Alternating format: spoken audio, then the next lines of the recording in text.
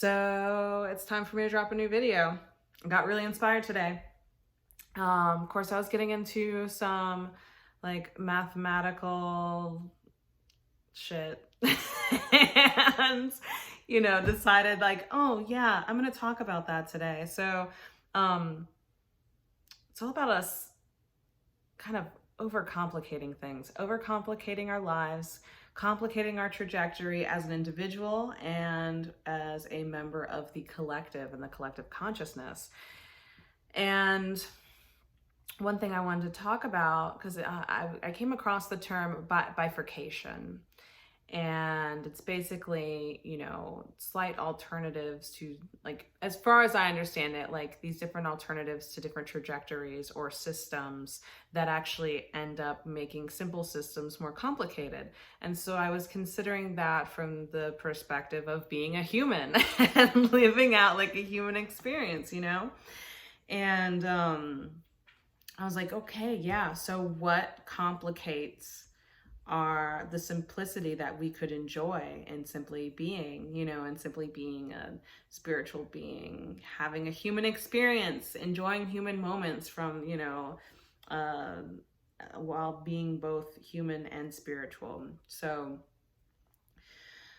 and I've talked about this many times, and what really ends up kind of complicating our trajectories and for causing further division, causing more complicated systems, is focusing on the differences that we all represent within this dimension.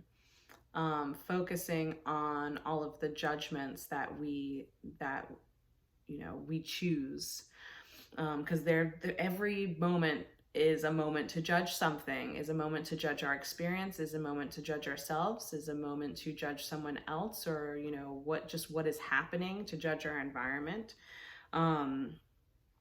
to basically choose what our perception, our experience, our perspective is going to be of whatever it is that we're passing judgment on.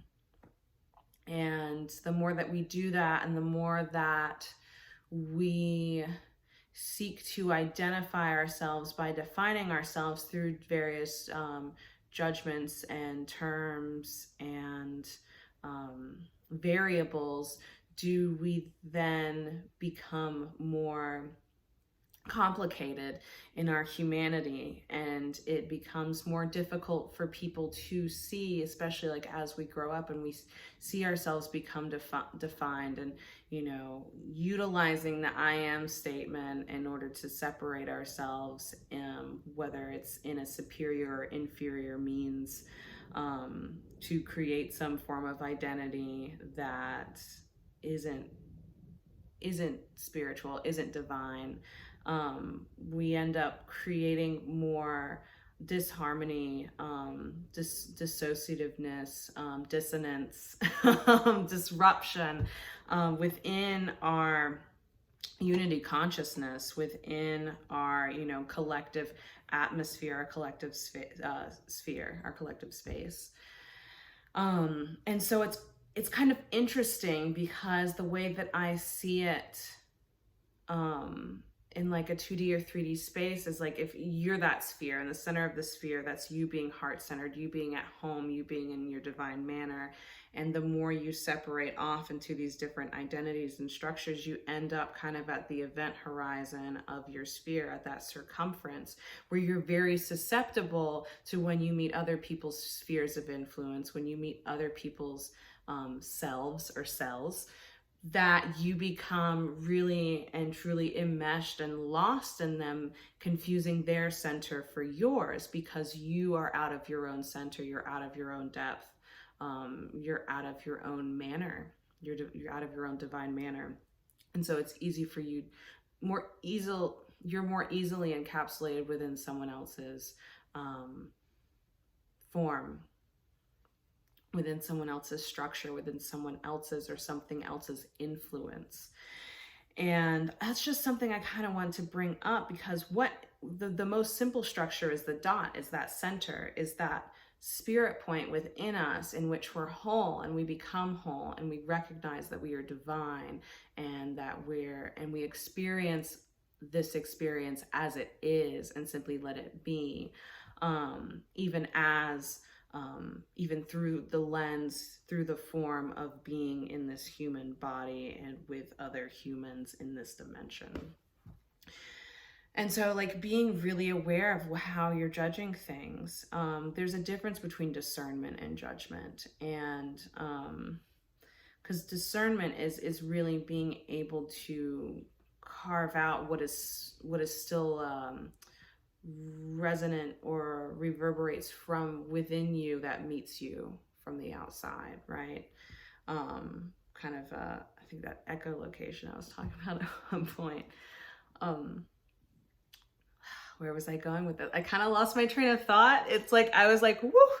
Let me have a sip of tea first for a second before I get too much further into this. It's still very hot, but delicious. So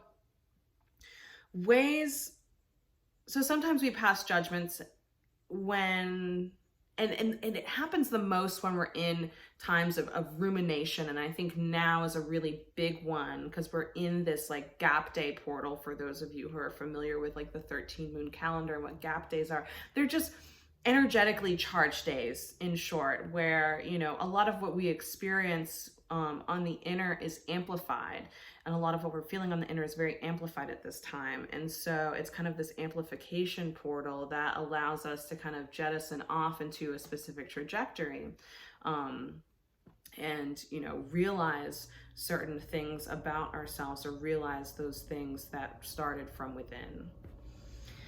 And right now it's really important to be really cognizant and self-aware about these judgments, these judgment calls, and this duality, because duality can continue to split and continue to split off and create more duality. And then there's all this multiplicity. And so it ends up becoming greater. And granted, it's still tinier and tinier pieces. It's like if you know, smash the mirror of oneness, then there's into two pieces, and those two pieces continue to get smashed up, you know, in that human self-identification game, that inferiority, superiority game, the ego trip. That mirror ends up becoming sand. Like it will become a multitude of particles that are smaller than the whole. It ends up becoming the sands of time, and it's how time can be kind of destructive in its own right. And it's because, what do we do with it? How do we use it? And so it brings me back to right now, and how times like this are very important, where some of us may feel like things are kind of at a standstill. We're in this very liminal space where we're, you know, not quite yet over the old, but not quite in the new.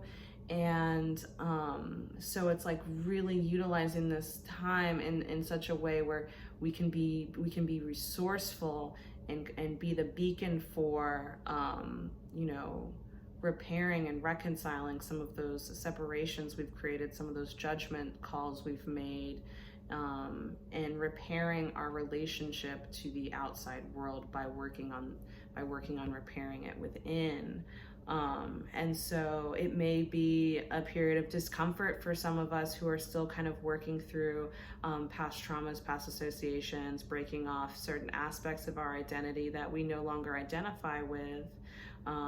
You know, taking off some of those masks. I know that's a sensitive word right now, but taking off some of those, you know, costumes, letting ourselves let go of some of these roles and some of these expectations that we've placed upon ourselves because we've put some type of importance on the outside world, because we've gotten entangled and enmeshed in someone else's importance, you know, like being on the outer edge, outer circumference of our own sphere, of our own selves, and getting tangled into someone else's stuff, you know. because it's important to realize, hey, we have nothing to prove. We're simply here being ourselves, and that's good enough. You know, it's more than good enough. That's exactly what we're here to do.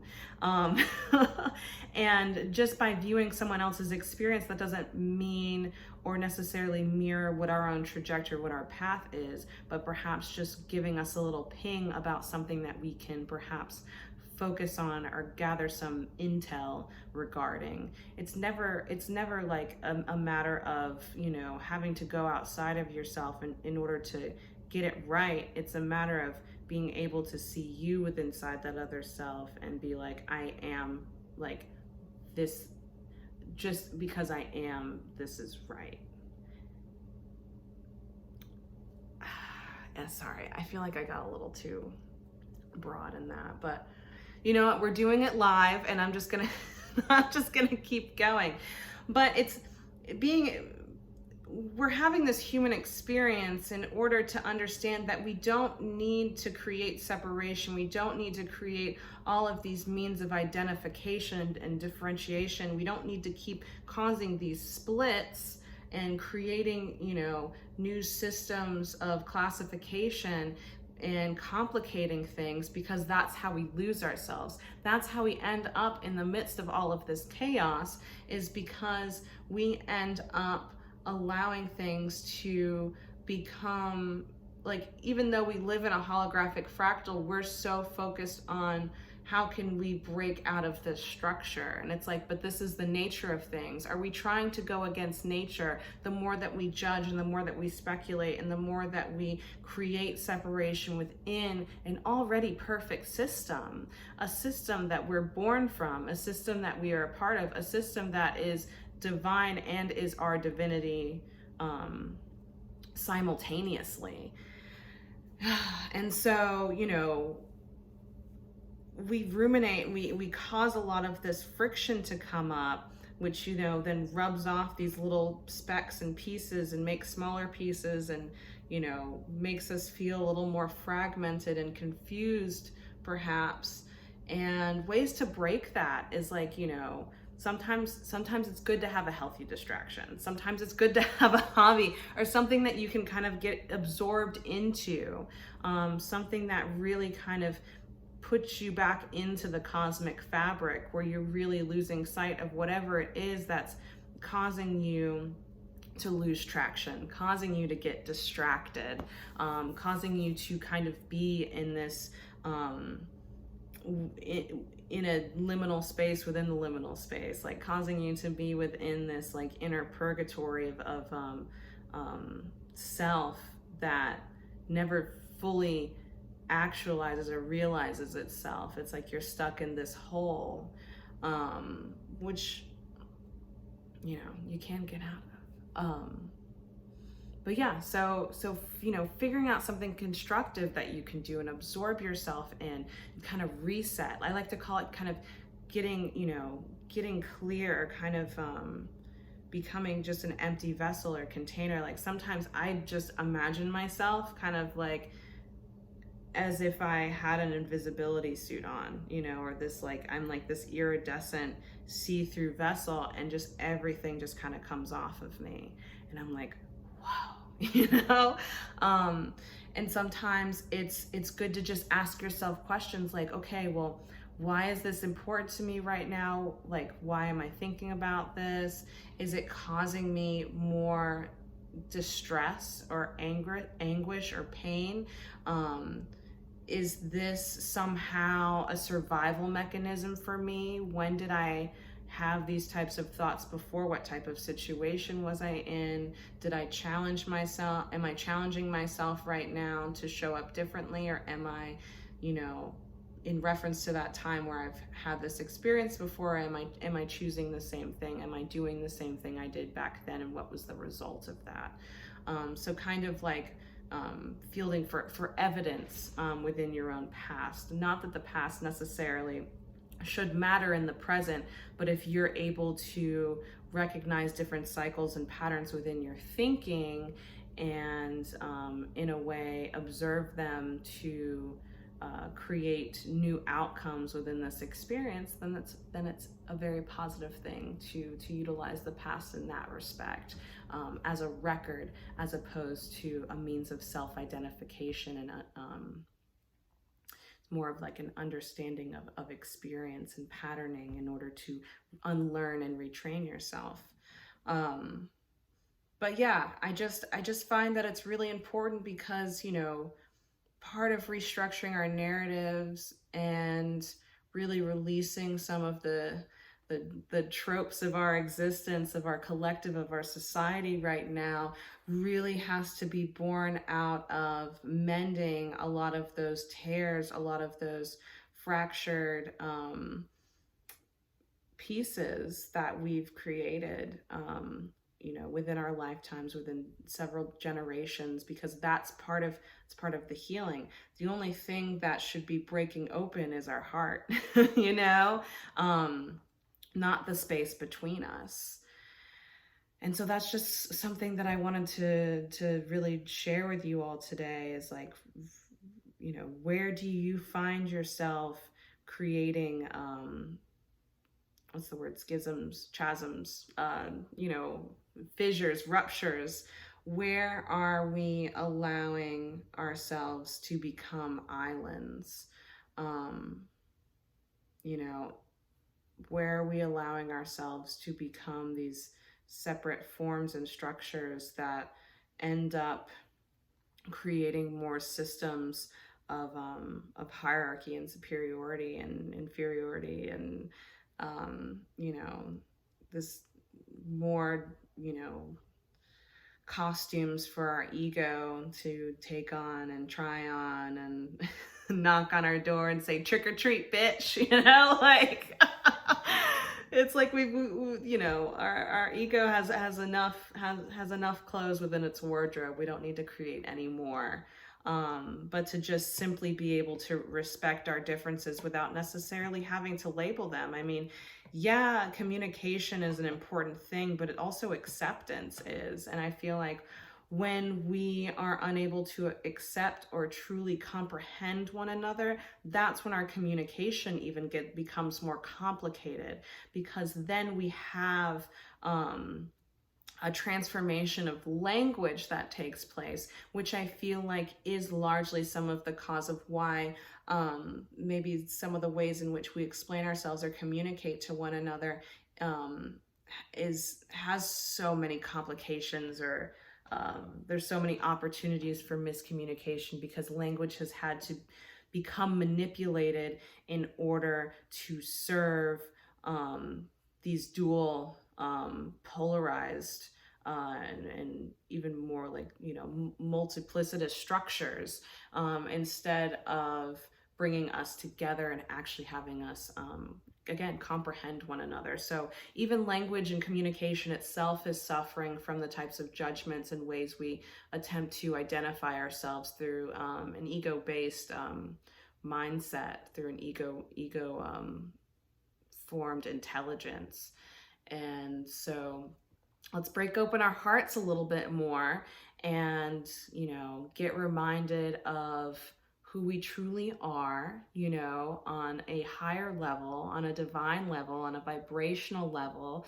And let's be able to really navigate within our own spheres, navigate within our own influence, and not be influenced by others to such a degree that we aim to enter their spheres or try to wrangle them into ours, because then we create unnatural, you know, weird entangled structures that are strictly just inorganic, inauthentic.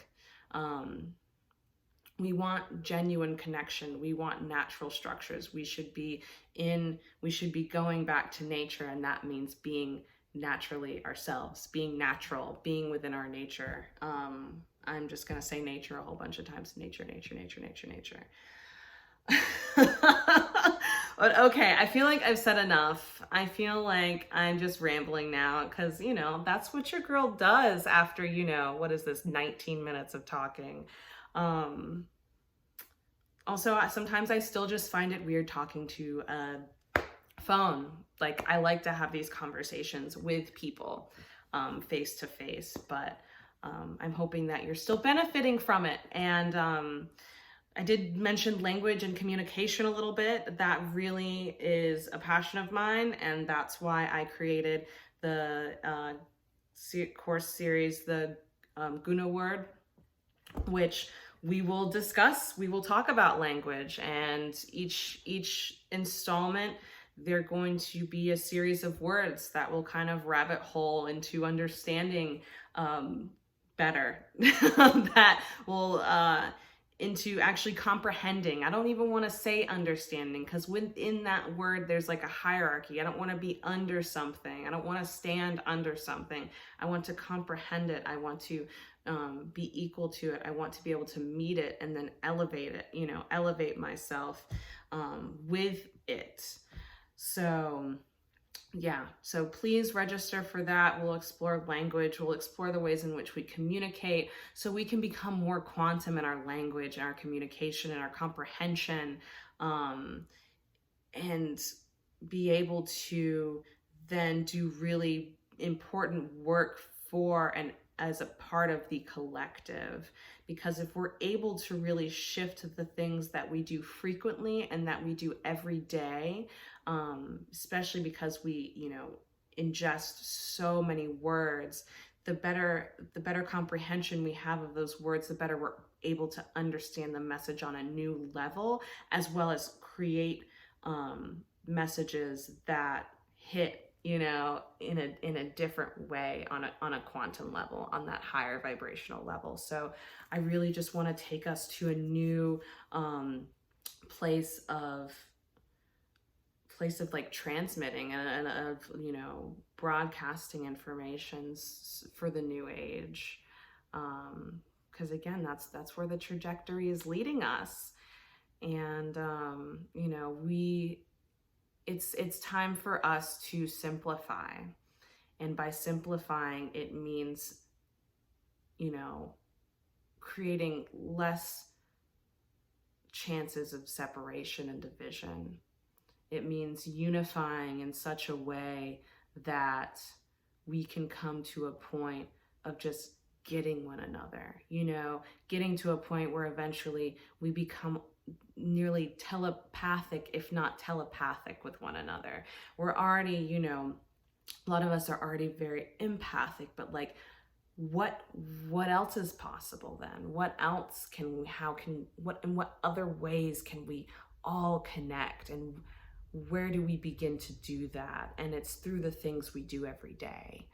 And so, you know, part of really dropping the routine of judging and categorizing and labeling things is just getting curious about them, is, you know, looking at them from different angles, from different perspectives, of really being able to you know, use our own inner coordination and cooperation to gather and ground more of what is to a place of usefulness than of animosity and separation and friction.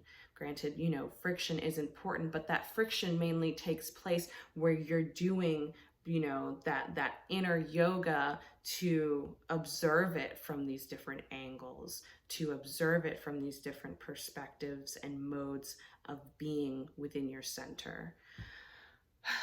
So yeah, anyways, now see, I started talking some more. All right, I'm gonna go. I will talk to you all soon. Have a wonderful day.